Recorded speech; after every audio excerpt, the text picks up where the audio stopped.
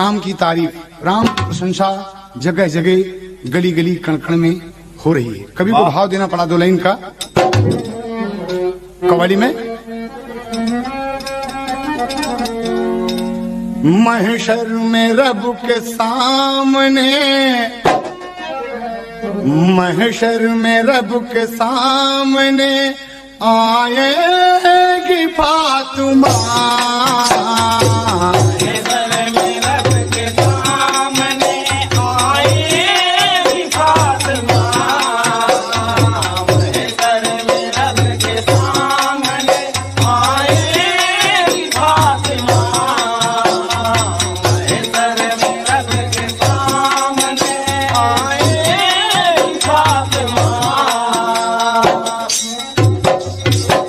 महशर में रब के सामने आएंगी फातिमा। महशर में रब के सामने आएगी फातिमा।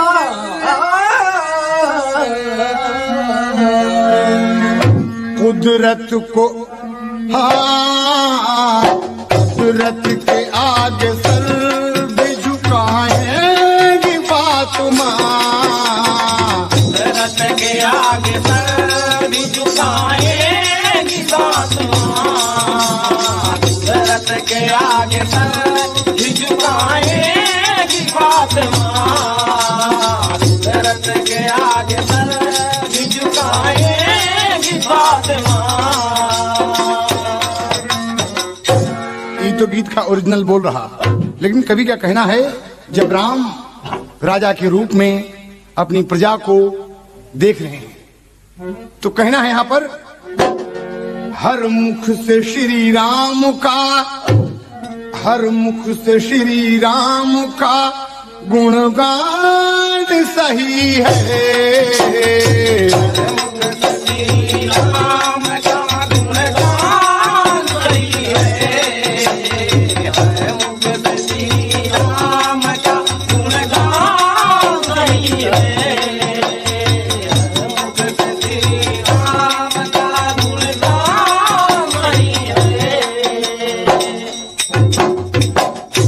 हर मुख से श्री राम का गुणगान सही है। हर मुख से श्री राम का गुणगान सही है। राजा और प्रजा दोनों का, राजा और प्रजा दोनों का ईमान सही है। राजा और प्रजा दोनों का ईमान सही है। राजा और प्रजा दोनों का ईमान सही है। राजा और प्रजा दोनों का ईमान सही है। भाई भरत और शत्रुघ्न लक्ष्मण भी खुश बहुत। भाई भरत और शत्रुघ्न लक्ष्मण भी खुश बहुत अच्छे। जन जन के ही में राम का, जन जन के ही में राम का सम्मान सही है। जन के ही में राम का सम्मान सही है। जन जन के ही में राम का सम्मान सही है। जन जन के ही में राम का सम्मान सही है। हर रोज खबर लेते थे जन जन की श्री राम। हर रोज खबर लेते थे जन जन में श्री राम। क्योंकि नगरी में नगर देवी का, नगरी में नगर देवी का वरदान सही है। नगरी में नगर देवी का वरदान सही है। नगरी में नगर देवी का वरदान सही है। नगरी में नगर देवी का वरदान सही है। नगरी में नगर देवी का वरदान सही है। नगरी में नगर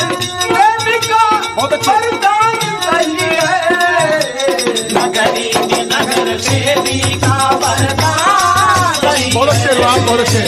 नगरी में नगर देवी का वरदान सही है, नगरी में नगर देवी का।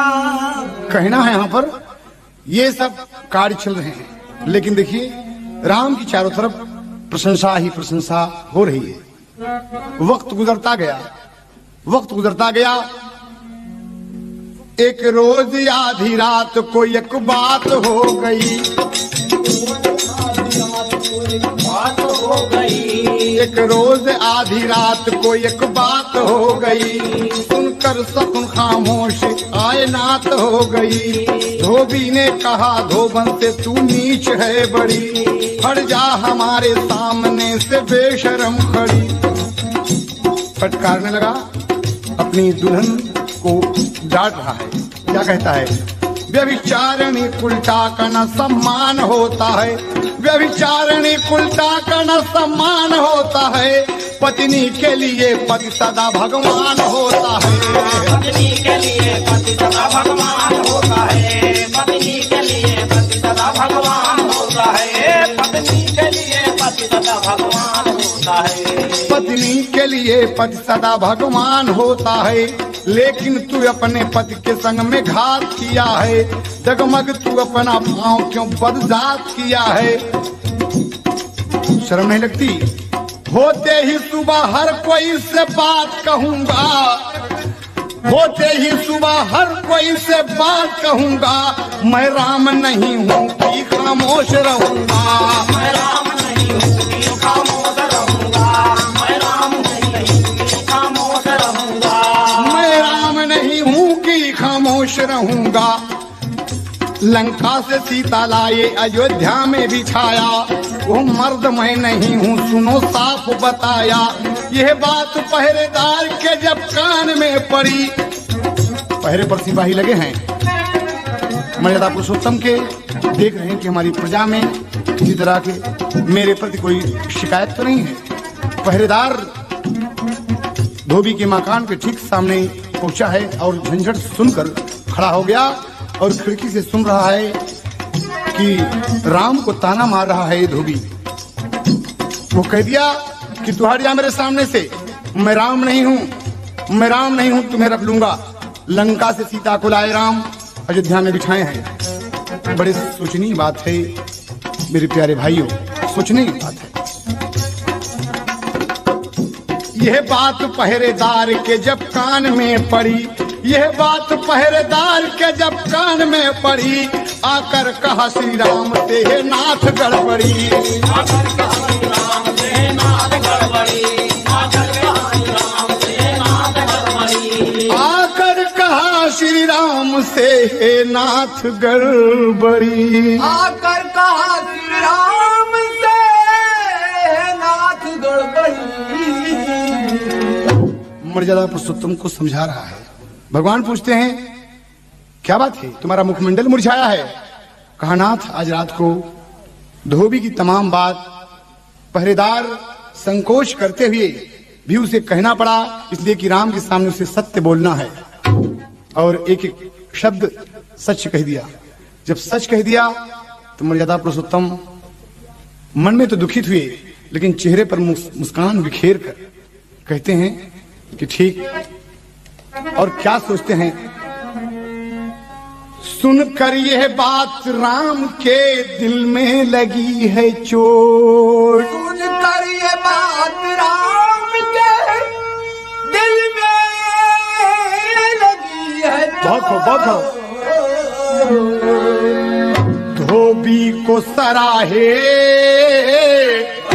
धोबी को सराहे, कहा इंसान सही है, धोबी को सराहे, कहा इंसान सही है, धोबी को सराहे, कहा इंसान सही है, धोबी को सराहे, कहा इंसान सही है, धोबी को सराहे,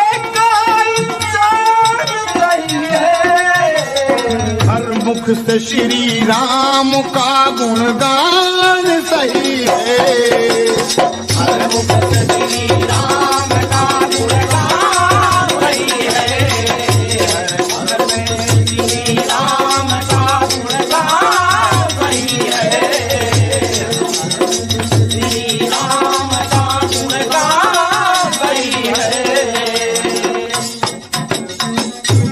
सूबेदार की बात सुनकर मर्यादा पुरुषोत्तम धोबी की प्रशंसा करने लगे कि सही इंसान है, सही इंसान है।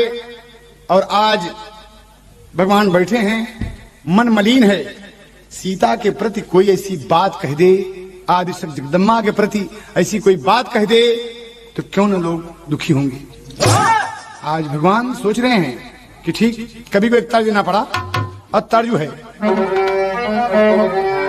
तर्ज है एक औरत का पति एक दिन चुपके से आकर ओकरे खटिया के नीचे लुका गया और औरत लेटी है, इतने में ओकर सासू आके ओकरे बगल लेट गई।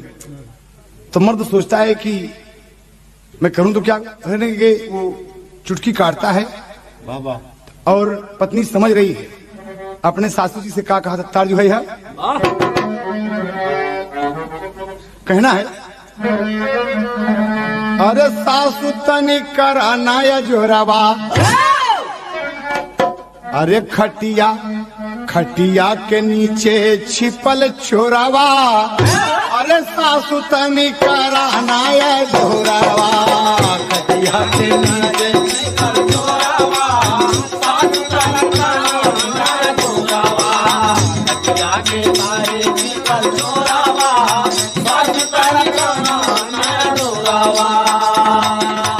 यह ओरिजिनल, लेकिन बाप भगवान क्या कहते हैं, रतिया की धोबी मारे तनवा, अरे रतिया की धोबी मारे तनवा, राम के करे जे लागल बनवा, रतिया की धोबी मारे तनवा, राम के करे जे लागल बनवा, रतिया की धोबी मारे तनवा, राम के करे जे लागल बनवा। राम सोचे जीत के, राम सोचे जीत के भले हम आए लंका, राम सोचे जीत के भले हम आए लंका, राम सोचे जीत के भले हम आए लंका। सीता के प्रति यही हो, सीता के प्रति हमारी प्रजा को शंका, सीता के प्रति हमारी प्रजा को शंका, सीता के प्रति हमारी प्रजा को शंका। सीताजी से धूमिल भैले मनवा, सीताजी से धूमिल भैले मनवा, राम के करे जे लागल बनवा, बेटा बड़े प्रयागराज, राम के करे जे लागल बनवा, सीताजी से धूमिल भैले मनवा, राम के करे जे लागल बनवा। बात पे विचार करे लागे रघुराई, बात पे विचार करे लागे रघुराई, बात पे विचार करे लागे रघुराई। लखन को बुलाया, यो लखन को बुलाया, हाँ लखन को बुलाया, लखन को बुलाया, तनी सुनी लय भाई, लखन को बुलाया, तनी सुनी लय भाई, लखन को बुलाया, तनी सुनी लय भाई।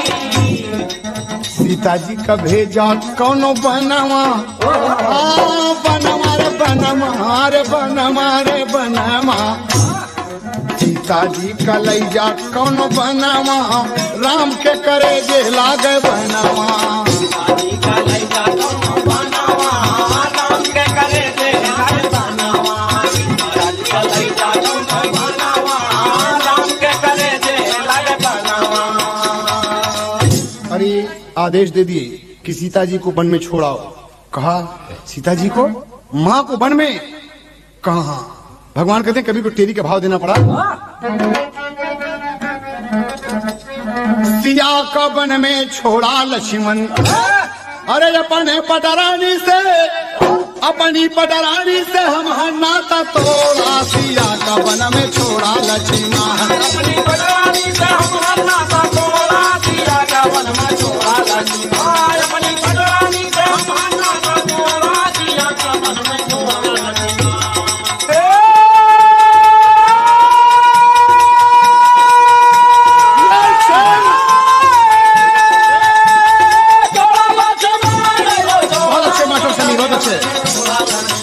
अपनी पटरानी से हम नाता तोड़ा, सिया का वन में छोड़ा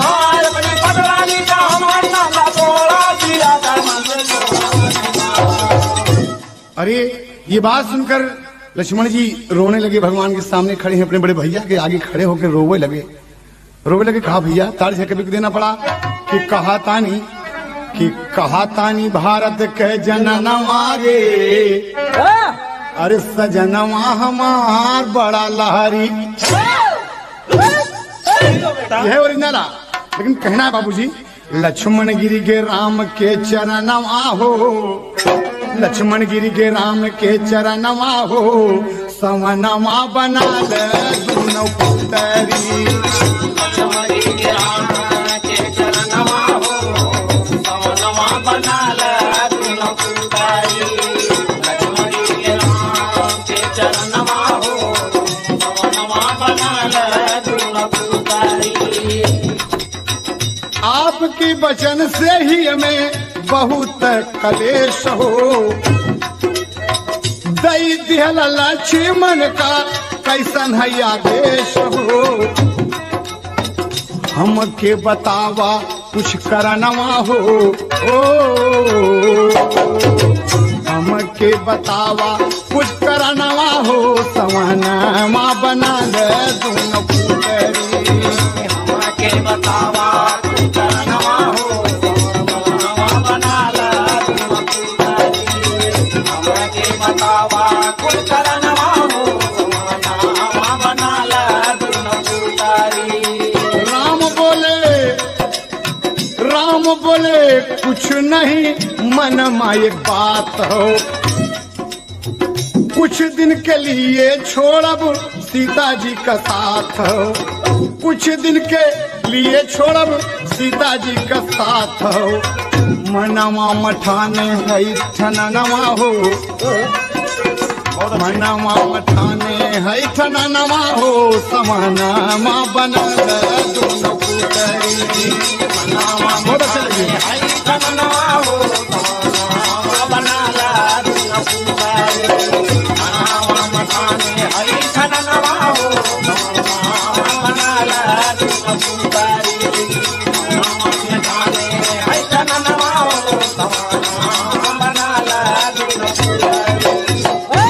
लक्ष्मण मेरी आज्ञा का पालन करो।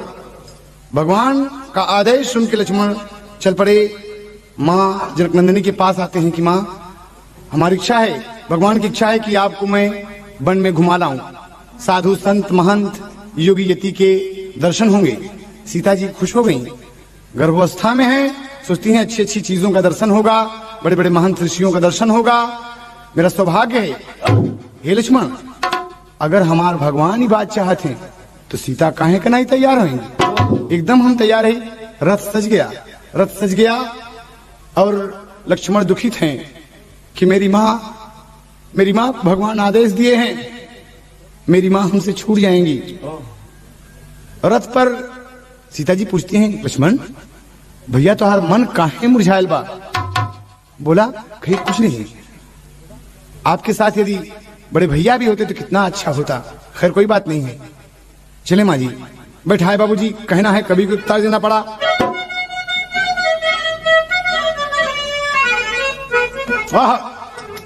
अरे रथ पर बिठाए लक्ष्मण, अरे रथ पर बिठाए लक्ष्मण, अरे हिया में कलेश हो, सीता जी से छूटी गईले, अरे सीता जी से छूटी गईले, पियावा का देश हो, सीता जी से छूट गईले, पियावा का देश हो, सीता जी से छूट गईले, पियावा का देश हो, सीता जी से छूट गईले। गया में बिठाए लक्ष्मण, रखना में बिठाए लक्ष्मण, दिया में कलेश हो, सीता जी से छूट गईले, पियावा का देश हो, सीता जी से छूट गईले, पियावा का देश हो, सीता जी से छूट गईले। रथिया में बैठे लखन हिले न डोले, एकदम मूर्तिवत बैठे हैं कि हमार महतारी हमसे अलग हो जाइए। जाने का बात है हमें। धनुष बाण हाथ में लिए हैं। रथिया में बैठे लखन हिले न डोले, मन मात्र बीत लक्ष्मण कुछ न बोले। मन मात्र बीत लक्ष्मण कुछ न बोले, मन मात्र बीत लक्ष्मण कुछ न बोले। अवनि अंबर व्याकुल, अवनि अंबर व्याकुल रोवे, शशि और दिनेश हो, सीता जी से छूट गई पियावा का देश हो, सीता जी से छूट गई पियावा का देश हो, सीता जी से छूट गई, पियावा का देश हो, सीता जी से छूट गई। आए लखन, लक्ष्मण जी आगे आगे चल रथ पर बैठे हैं, मां जननंदिनी पीछे हैं, रो रहे हैं। बहुत दूर निकल गए अयोध्या से, सोचते हैं कि हम अपनी महतारी के कहां छोड़, कैसे छोड़ा। लखन तुम निर्दयी हो, अपने आप को धिक्कार के अपनी आत्मा को, लखन तुम निर्दयी हो, निर्दोष मां को छोड़कर तुम आओगे, भाई के आदेश से तुम छोड़ के आओगे। लक्ष्मण कहना है, आये लखन एक बनवा के बीच, आए लखन एक बनवा के बीच, आए लखन एक बनवा के बीच। सीता को उतार लिहले रथिया से नीचे, सीता को उतार लिहले रथिया से नीचे, सीता को उतार लिहले रथिया से नीचे। राम जी का बतिया रे बतिया, राम जी का बतिया लखन के लगल ठेस रे, सीता जी से छूट गई है पियावा का देश रे, सीता जी से छूट गई है पियावा का देश हो, सीता जी से छूट गई है पियावा का देश हो, सीता जी से छूट गई है। पियावा का देश लाई हो, पियावा का देश हो, पियावा का देश लाई हो, पियावा का देश हो, सीता जी से छूट गई है पियावा का देश हो, सीता जी से छूट गई है पियावा का देश हो, सीता जी से छूट गई है। विचार करने योग्य बात है कि लक्ष्मण जी उतार लिए कि माँ जी बड़ा सुंदर पेड़ है, छाया सुंदर है, बैठिए ना। बैठ गई, सीता बैठ गई और अचानक थकान से देख रही है लक्ष्मण। लक्ष्मण तुम बहुत दुखी से लगते हो भैया। कहा नहीं माँ, नहीं माँ मैं दुखी नहीं हूँ, बहुत खुश हूँ कि मेरी माँ मेरे साथ है, मैं वन में तमाम जगह जगह घुमा रहा हूँ, आप आराम करें। कुछ आसन का पत्तलों को लगा दिया कि माँ आप इस पर आराम करें, और सीता जी धीरे धीरे थकान से उनको नींद लग गई, सो गई। और लक्ष्मण जी खड़े हुए धनुष बाण लेकर खड़े हुए रथ सामने खड़ा है और अपनी माँ को प्रणाम किए, सोते हुए प्रणाम करते हैं कि ये माँ हमारा दोस्त नहीं है, ये माँ हमारा दोस्त नहीं है, हम भैया के आदेश से तो के वन में छोड़ के जाते ही माँ, एकदम छोड़ के जाते ही माँ, मुझे माफ करना मेरी माँ। जननंदिनी को प्रणाम किया, बाबूजी सोती हुई सीता को, गर्भावस्था में सीता को छोड़कर लक्ष्मण रोते हुए वापस आए। बड़ी देर के बाद सीता की नींद खुली, आंख खुली, सीता जी देखती है लक्ष्मण, ए भाई लक्ष्मण, भैया लक्ष्मण, लक्ष्मण, लक्ष्मण। सीता जी रोने लगी कि मेरे साथ धोखा हो गया। अरे लक्ष्मण ये क्या हुआ? कभी कोई तर्ज देना पड़ा बाबूजी। सीता खड़ी हो गई, दौड़ दौड़ के पेड़ों से, पत्तों से, जानवरों से, पंछियों से पूछती है कि हमने लक्ष्मण को देखा, हमें लक्ष्मण को देखा, हमारा भाई कहाँ है लक्ष्मण? लेकिन कोई नहीं बताते बाबूजी। बड़ी देर गुजर गई तो कहना हुआ यहाँ पर, कभी को चौलर का भाव देना पड़ा। एक पति बढ़ा मास्टर, लक्ष्मण छोड़ी गए मोही बनावा, लक्ष्मण छोड़ी गए बिया बनावा, कहीं करानवा हो नयनवा बरस जैसे सवनवा ना। लक्ष्मण छोड़ गए दिया बनवा यही करानवा हो नयनवा वैसे बरसे सवनवा ना। लक्ष्मण छोड़ गए दिया बनवा यही करानवा हो नयनवा बरसे जैसे सवनवा ना। लक्ष्मण छोड़ गए दिया बनवा यही करानवा हो।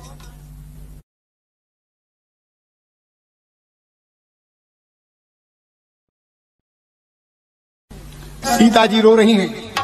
तमाम जीव जंतु पेड़ पौधों से पूछती हैं हमारा लक्ष्मण कहाँ है, हमारा लक्ष्मण कहाँ है। लक्ष्मण लक्ष्मण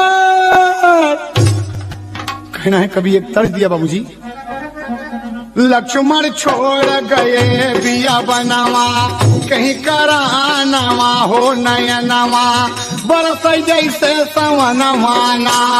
लक्ष्मण छोड़ गए दिया बनवा यही करानवा हो नयनवा बरस जैसे सवनवा ना। लक्ष्मण छोड़ गए दिया बनवा यही करानवा हो नयनवा बरस जैसे सवनवा ना।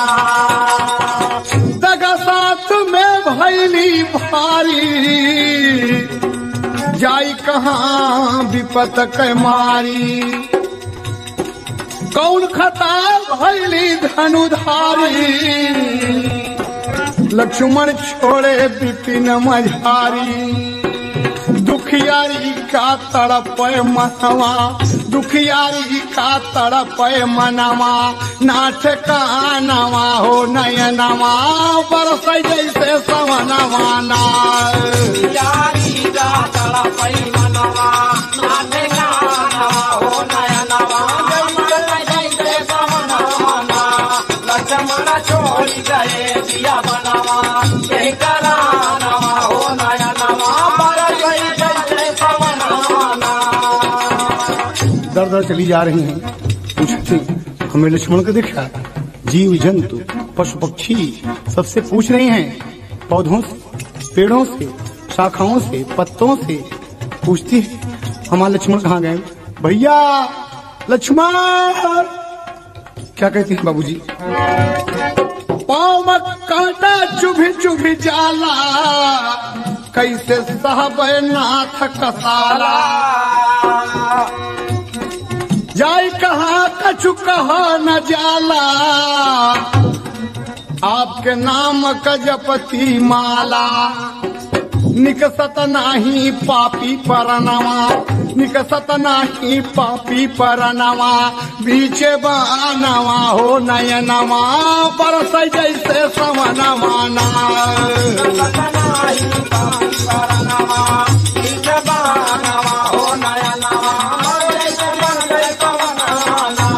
लक्ष्मण छोड़ गए दिया बनवा यही करानवा हो नयनवा बरस जैसे सवनवा ना। जैसे बरस सवनवा ना बरस सवनवा ना कि जैसे बरस सवनवा ना। लक्ष्मण छोड़ गए बहुत खूब यह शेर करानवा हो नयनवा बरस जैसे सवनवा ना। लक्ष्मण छोड़ गए दिया बनवा यही करानवा हो नयनवा बरस जैसे सवनवा ना। लेकिन कोई पुकार सुनने वाला नहीं है। और कहना यहाँ पर हुआ बाबूजी कभी को भाव देना पड़ा कि विपत की मारी दुखियारी का विपत की मारी दुखियारी बन सीता बन बन घूमे। भूख प्यास से व्याकुल सिया धरती का पौआ चूमे हो। सिया का वन में छोड़ा लक्ष्मण भूख प्यास दुख कांटे तमाम तरह की आपत्ति जनक नंदिनी पर आज आ पड़ी है। भवानी रो रही हैं कि मैं जाऊं तो कहां जाऊं। कोई सहारा देने वाला इस बियाबान जंगल में नहीं है। एक घूंट पानी को तरस रही हैं। राजमहलों में रहने वाली बेटी जनक नंदिनी सीता जी कहना है कि भूख प्यास से व्याकुल सिया धरती का पौवा चूमा हो सिया का वन में छोड़ा लक्ष्मण अरे पापी प्राण निकटन से मोरे निगोड़ा सिया का वन में छोड़ा लक्ष्मण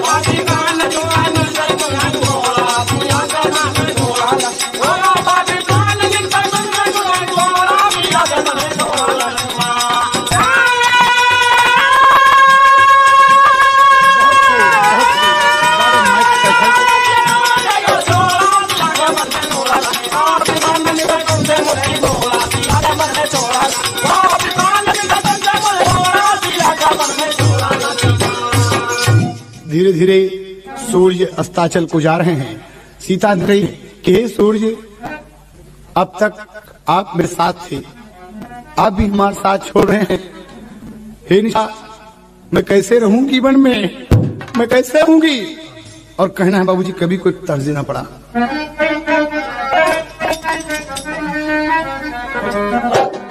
मार गयो रे हम के जियत जिंदगिया में, मार गयो रे हम के जियत जिंदगिया में, मार गयो रे हम के जियत जिंदगिया में।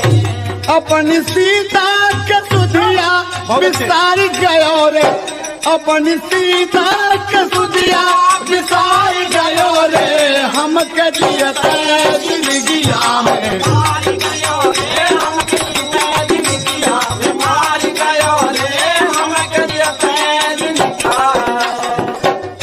दुख हम सीता रो रही हैं। जस दुख बन मां सीता पावे केहू पर ऐसन, केहू पर ऐसन, केहू पर ऐसन दुख न आवे, केहू पर ऐसन दुख न आवे, केहू पर ऐसन दुख न आवे। अपने चित्त से संवरिया उतार गयो रे हम के जियत जिंदगिया में, मार गयो रे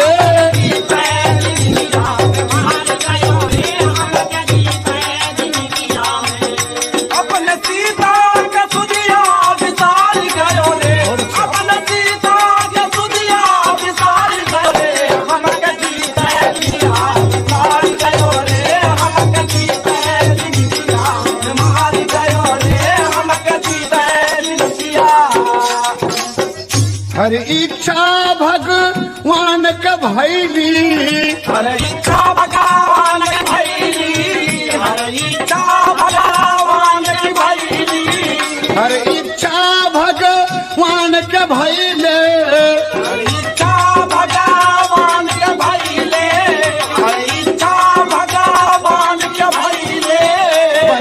बन में वाल्मीकि मुनि अइले, बन में वाल्मीकि मुनि अइले, बन में वाल्मीकि मुनि अइले। अबला सीता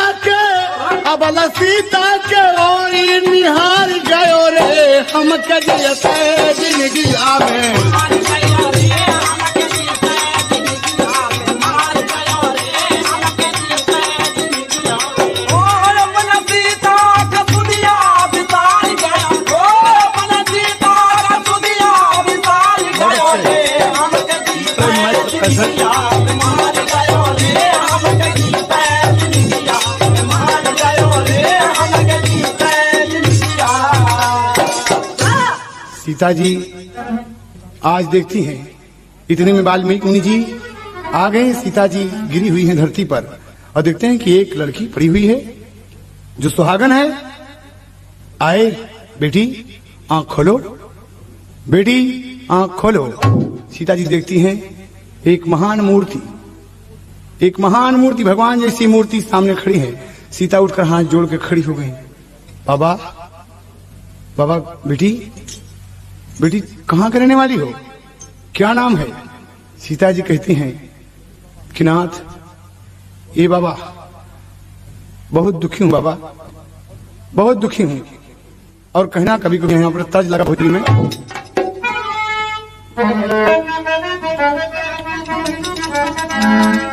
तारी भैया कि दूध की कटोरिया में रतिया नहैली कैली अजरिया से प्यार,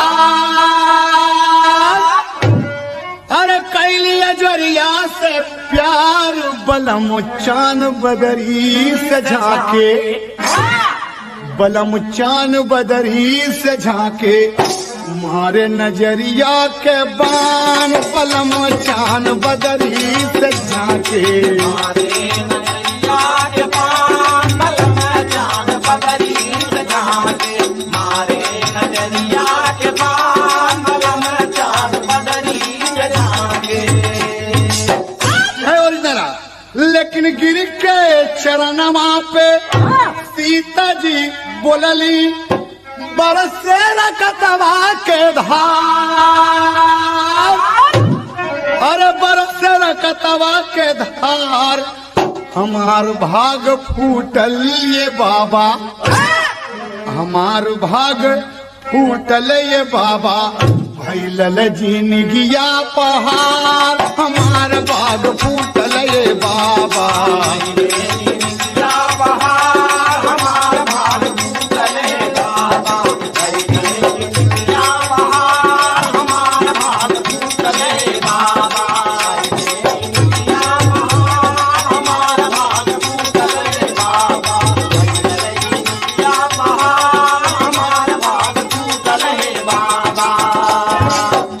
बाबा। मैं अवध नरेश मर्यादा पुरुषोत्तम श्री राम की पत्नी हूँ। जनक नंदिनी मुझे कहते हैं, जनकपुर मेरा नहीं है। भगवान के आदेश से लक्ष्मण मुझे वन में छोड़ दिए। इस अवस्था में बाबा देखे वाल्मीकि मुनि, देखे बाबूजी नैनों से सावन बरसने लगे। बेटी पुत्री मेरे पास आओ, आओ बेटी मेरे पास आओ। सीता बाबा की छाती से लग जाती हैं। बाबा अपनी बिटिया से ज्यादा प्यार देते हैं बाबूजी। कोई बाप अपनी बिटिया को इस तरीके से छाती से नहीं लगाया होगा जिस तरीके से वाल्मीकि मुनि सीता को लगा लिए। नहीं बेटी, माथा चूम लिए। नहीं सीते, ऐसा होना था। रो नहीं बेटी, आओ और तर्ज खिला करते बाबूजी। लिवा गए, क्या कहते हैं, कहना यही है कि गिन गिन दिन गईली हारे पिया भइल सपनवा। यह ओरिजिनल है, लेकिन यह ओरिजिनल कहना है बाबूजी यहाँ पर। बाबा कहा थे कि अरे बनवा मकुटिया हमारा हो बेटी होई है गुजरवा।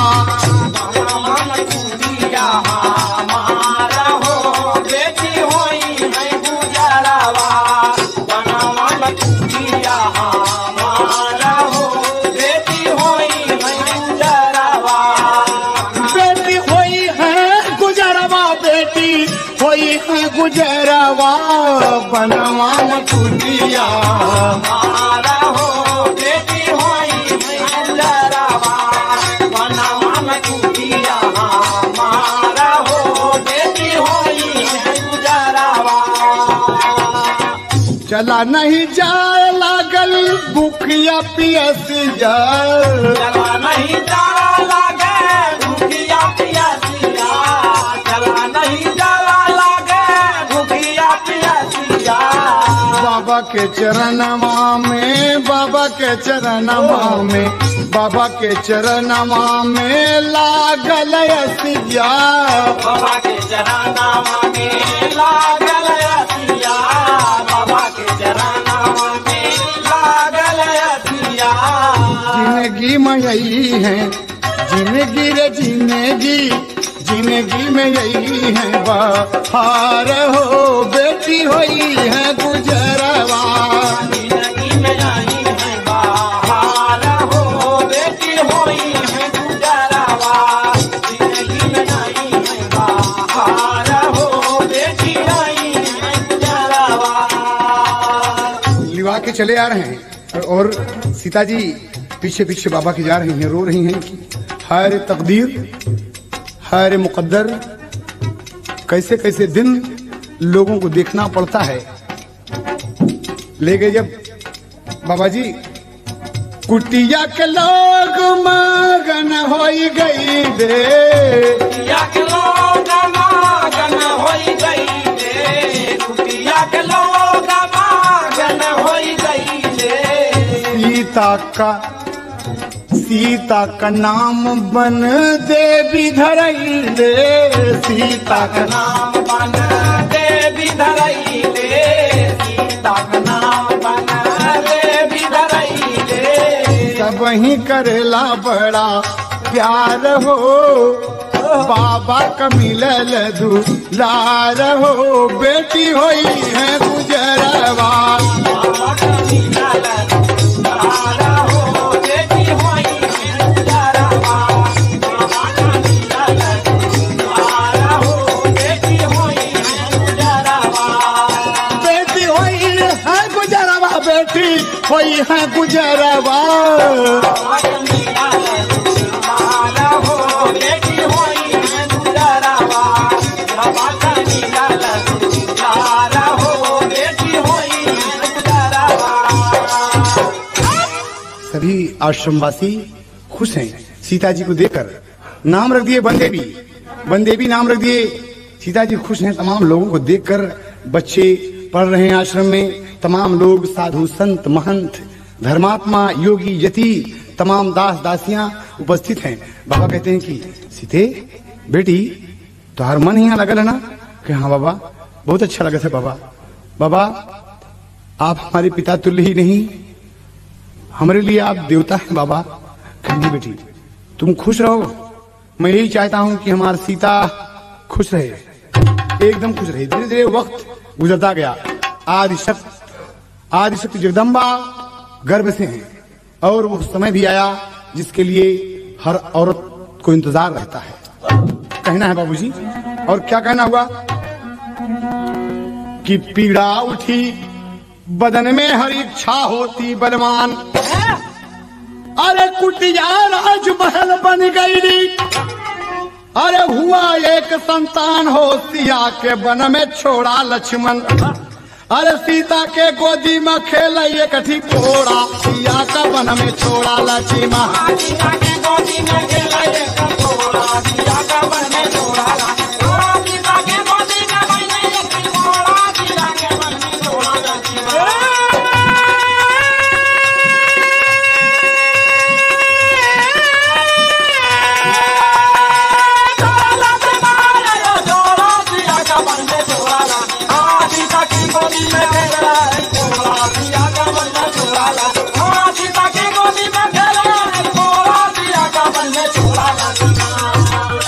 अरे बड़ी खुशी छाई।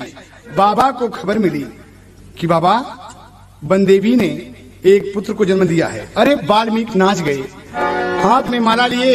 हे भगवान, हे भगवान, तुम्हारा लाख लाख धन्यवाद है प्रभु, लाख लाख धन्यवाद है प्रभु।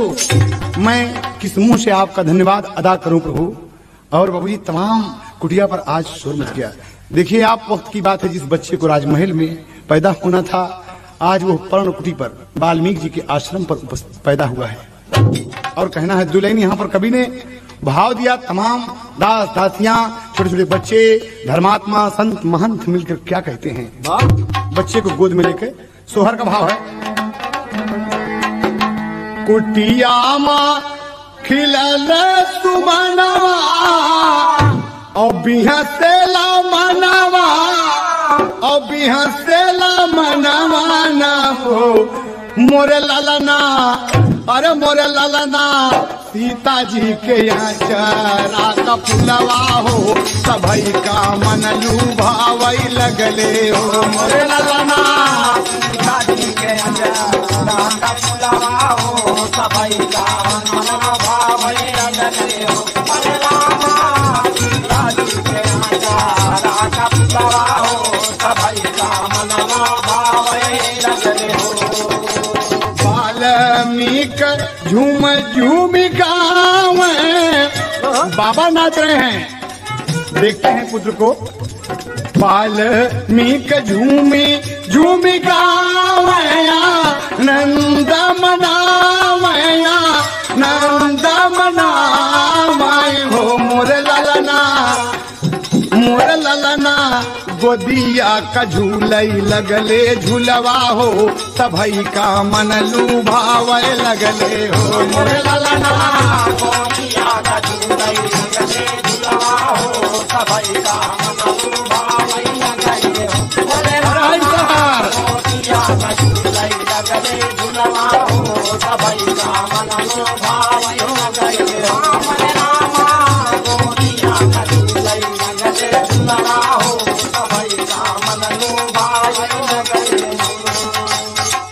तमाम मंगलचार होता है, मिठाई बांटी जाती है बाबूजी, तमाम प्रसाद बढ़ते हैं, वाल्मीकि मुनि खुश हैं, तमाम आश्रम खुश है। आज कण बेहस उठा, बेटे का नाम लव रखा गया। कहीं कहीं आपने सुना है और देखा भी है कि सीता जी को जुड़वा बेटे पैदा हुए, लव को साथ साथ पैदा हुई बाबूजी। लेकिन यहाँ हरि अनंत हरि कथा अनंता कहना है। समय बीतता गया, बच्चा पल रहा है गोद में आए दिन, और एक दिन लव को लेकर सीता जी पानी भरने को चली गई। वाल्मीकि मुनि स्नान को गए थे, वापस आए और लव को नहीं पाए कुटिया पर। तमाम लोगों से पूछते हैं कि मुन्ना कहाँ है, बेटा कहाँ है, लव कहाँ है, लव कहाँ लेटा है। तो सोचते अरे बाप रे, कोई बताते नहीं, सोचते हैं कि कोई जानवर उठा ले गया। और वाल्मीकि जी क्या कहते हैं, प्रयागराज से खाटी तज लगा था, अरे ललना बिना रोई है, अरे ललना बिना रोई है, जनक दुलारी ललना बिना रोई है,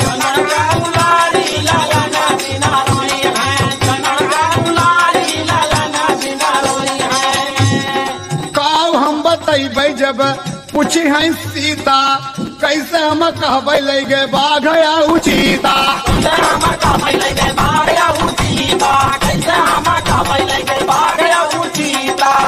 अरे बेटा के बिना मारे महतारी, हमारे गुरु जी कहो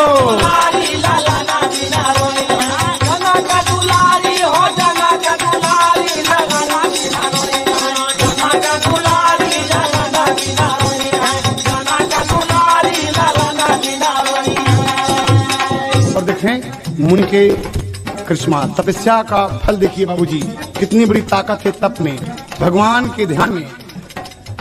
कि वेद से कुशय कमंडल उठाए,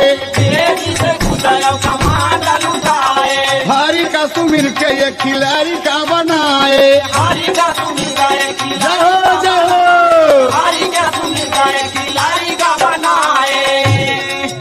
अरे बेटा वाले टाई दिए, मुनि जी दुआरी ललना बिना, जनक दुलारी ललना बिना रोई है,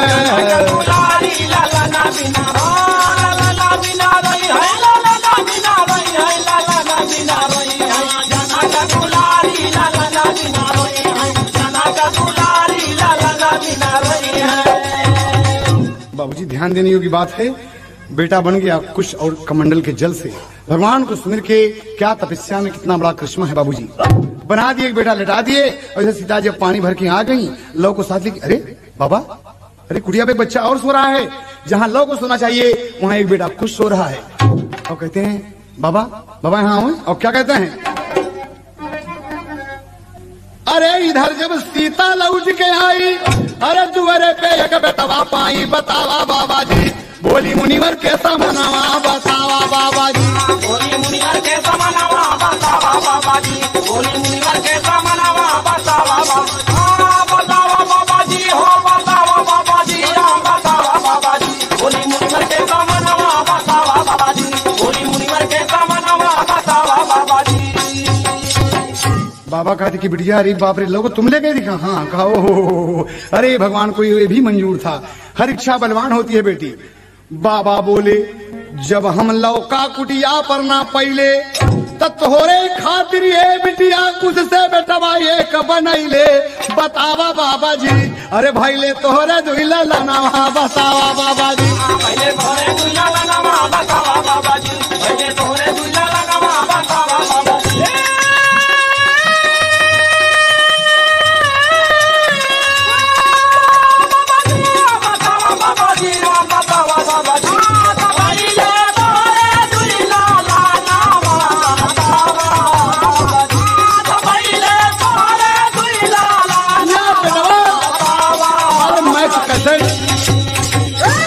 ध्यान देने की बात बाबूजी।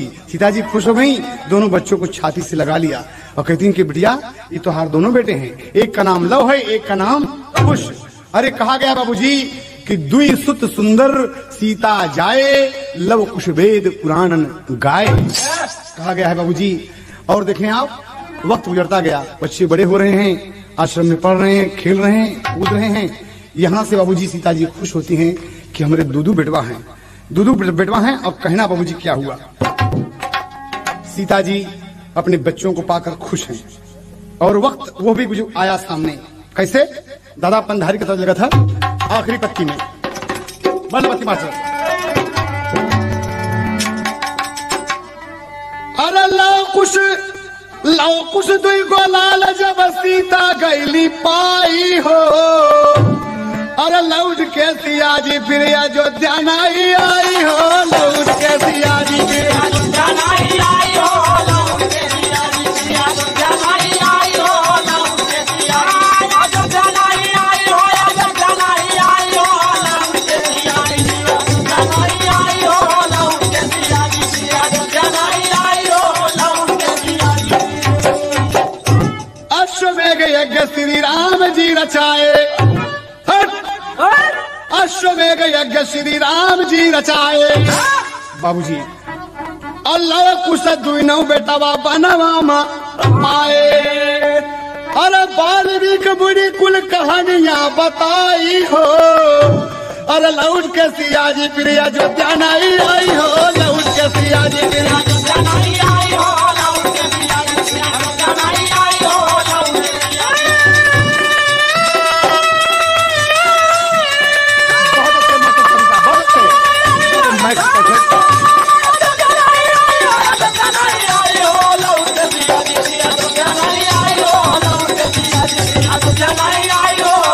सिया पतिव्रता सीता सती दिहली दिखाई, धरती का बेटी गईली धरती में समाई। सीता धरती पुत्री थी बाबूजी और धरती में चली गई, लौट कर अयोध्या पुनः वापस नहीं गई बाबूजी। कहना हुआ यहाँ पर, ओहो बड़ा दुख हुआ। अरे लव कुश रोमई, अरे लव कुश रोमई समाचार रघुराई हो, अरे लौट के सिया जी, अरे लौट के सिया जी फिर अयोध्या नहीं आई हो, लौट के सिया जी अयोध्या नहीं आई हो, लौट के सिया जी फिर अयोध्या नहीं आई हो, लौट के